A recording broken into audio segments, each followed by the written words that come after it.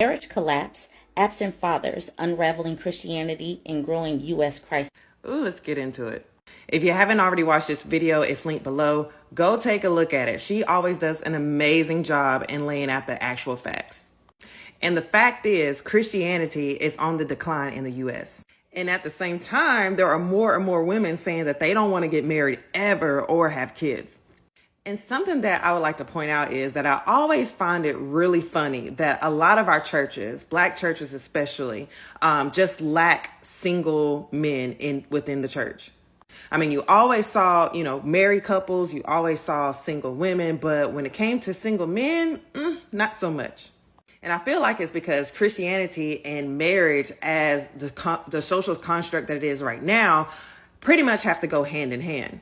Christianity promises men that when they're married, they get to be head of household. Everything has to run through them. They pretty much get their own little kingdoms, even though they are not per se kings in the royal sense.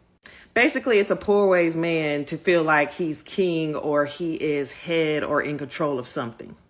Whereas out in the world, he's just, another number. There's all these types of, structures that are above him. There's men in more powerful positions. But at least in his house under Christianity, he was the most powerful. Which is why I feel like we just don't see a lot of single men in the churches. And if we do, they're marrying pretty young because they want the power, the control, and the sin that Christianity does promise them.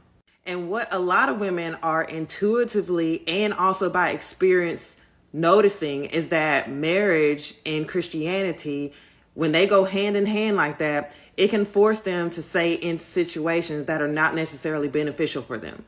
I've been married and divorced 3 times, and I have experienced going to both premarital counseling and postmarital counseling. And the overall theme of premarital and marital counseling that I have experienced is gender roles. And the advice that I got in any type of toxic situation where my partner was either using me, abusing me, both physically, mentally, and emotionally, and overall being just a shitty person in general, is that it could all be fixed if we would just return back to gender roles. If I could just pray over my husband enough that he wouldn't want to do those mean things. Or if I was just a better woman, then that would keep my husband from wanting to cheat or to move in a certain way that made him seem single.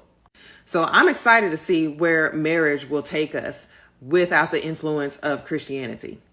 I feel like we'll see a decline in divorce because people just won't be getting married for the wrong reasons in the first place.